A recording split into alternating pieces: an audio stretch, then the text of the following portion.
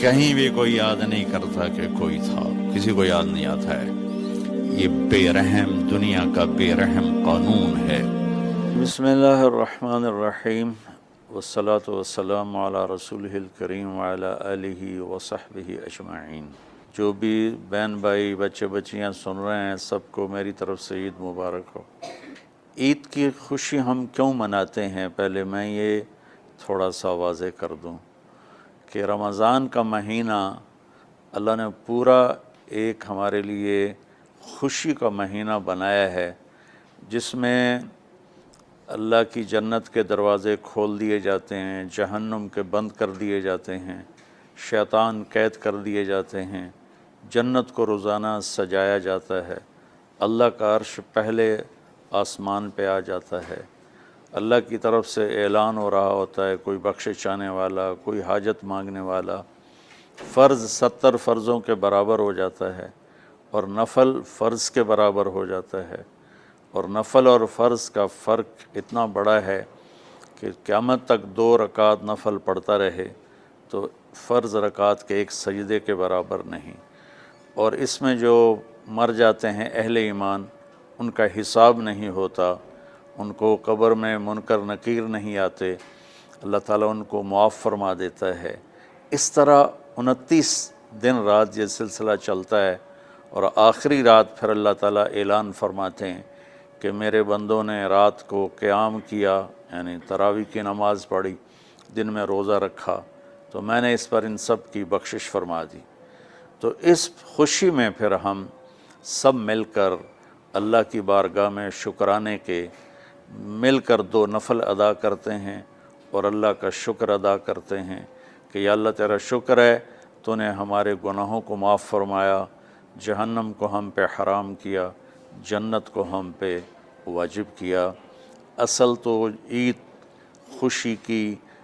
کی خوشی کی یہ وجہ ہے۔ آپ عید کے لیے غسل فرماتے تھے اور اپنے کپڑوں میں سے اچھے کپڑے منتخب فرماتے تھے، اور فجر کی نماز کے بعد آپ اشراق نہیں پڑھتے تھے اس دن، باقی آپ کی ساری زندگی کا معمول تھا کہ فجر کے بعد آپ اشراق پڑھتے تھے، لیکن اس دن آپ اشراق نہیں پڑھتے تھے، غسل فرما کے پھر کچھ کھا کے، کوئی میٹھی چیز، کھجور ہی عام طور پر ہوتی تھی، کھجور کھا کے پھر آپ عیدگاہ کی طرف تشریف لے جاتے تھے، اور پہلے نماز پڑھاتے تھے، پھر خطبہ ہوتا تھا، اور اس کے بعد جس راستے سے آپ جاتے تھے اس راستے کو چھوڑ کر پھر اور راستے سے گھر واپس آتے تھے، پھر وفود سے ملاقات کرتے تھے، سرداروں سے، صحابہ سے ملاقات کرتے تھے، اس میں کچھ کھانوں کا اہتمام بھی ہوتا تھا۔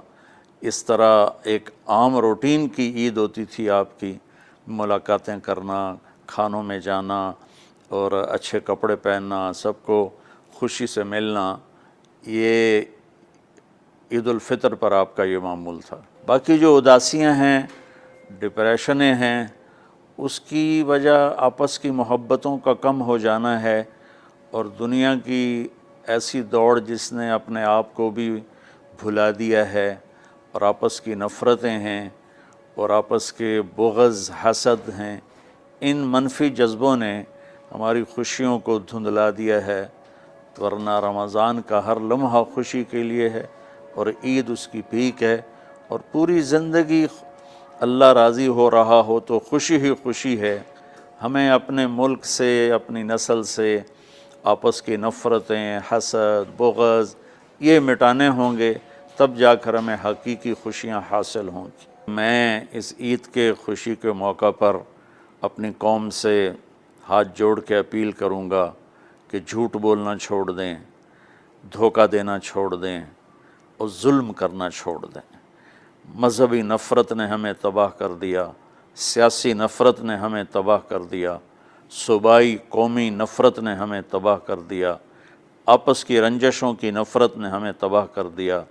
میں ساری قوم کے سامنے جھولی پھیلا کر چاروں صوبوں کے رہنے والوں سے اور ہر مکتب فکر سے متعلق اہل ایمان سے یہ درخواست کرتا ہوں کہ آئیں ہم سچائی کو اپنا ساتھی بنائیں اور دیانتداری سے اپنے آپ کو آراستہ کریں، اور انصاف کا ساتھ دیں، نہ ظالم بنیں نہ ظالم کا ساتھ دیں۔ اسلام دو چیزوں کا مجموعہ ہے، ایک اللہ کا حق ہے جو عبادات کی شکل میں ہے، اور ایک اللہ کے بندوں کا حق ہے جو اخلاقیات اور معاملات اور معاشرت کی شکل میں ہے۔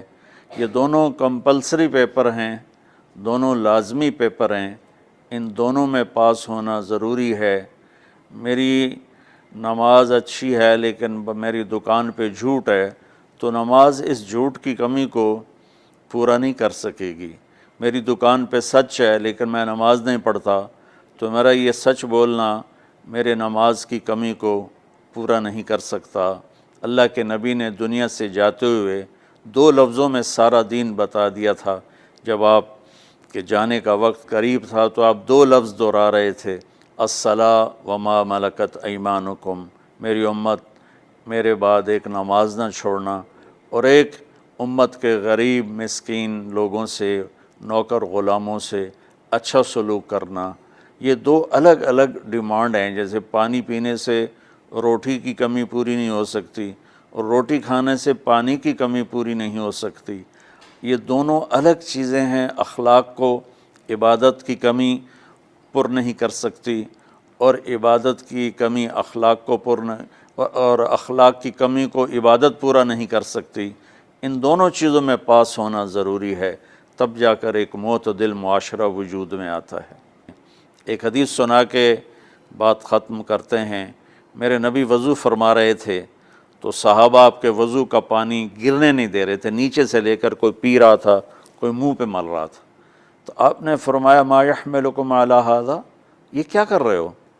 وہ کہنے لگے یا رسول اللہ، اللہ اس کے رسول کی محبت میں کر رہے ہیں۔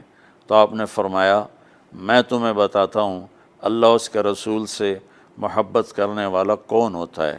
فَلْيُصْدِقِ الْحَدِيثَ إِذَا حَدَّثَ، اللہ رسول سے محبت کرنے والا وہ ہوتا ہے جو ہمیشہ سچ بولتا ہے۔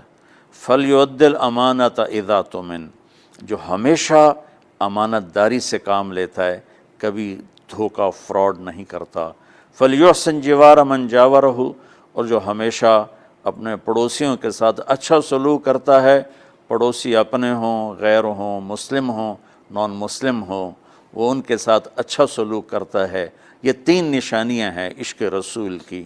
یہ تین باتیں میری قوم اپنا لے تو یہ اندھیرے اجالوں میں انشاءاللہ تبدیل ہو جائیں گی۔ دنیا کے لیے قانون ہے اللہ تعالیٰ کا کہ جس قوم میں انصاف، دیانتداری اور سچائی ہوگی انہیں اللہ عروج دے گا، وہ مسلم ہو یا نان مسلم ہو۔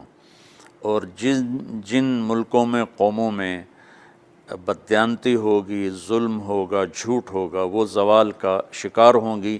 ساری ویسٹرن دنیا تو لیڈ نہیں کر رہی، ہمارے جیسے ملک بھی ہیں جہاں یہ ساری چیزیں ہیں تو وہ ہماری طرح ہی ذلیل ہیں اور ہماری طرح ہی وہ خوار ہیں۔ چند ایک ملک ہیں جنہوں نے ان چیزوں کی رعایت کی ہے تو وہ اس وقت لیڈنگ رول میں ہیں، لیڈنگ ماڈل میں ہیں۔ تو دنیا کے لحاظ سے تو یہ قانون ہے کہ سچائی، دیانتداری اور انصاف قوموں کو اونچا لے جائے گا۔ آخرت میں اللہ تعالیٰ نے اعلان کیا ان اللہ لا یغفر ان یشرک بہ ویغفر ما دون ذلک لمن یشاء۔ آخرت میں کامیابی کا آخری فیصلہ ایمان پہ ہوگا کہ اللہ تعالیٰ کا فرمان ہے میں شرک معاف نہیں کروں گا، اس کے علاوہ میں جسے چاہوں معاف کر دوں۔ تو ہماری 52 کے قریب اسلامی ریاستیں ہیں، وہ سب بری طرح اس زوال کا شکار ہیں، جس کی بنیادی وجہ یہ تین ہے جس کو میں بار بار آپ کے سامنے دہرا رہا ہوں۔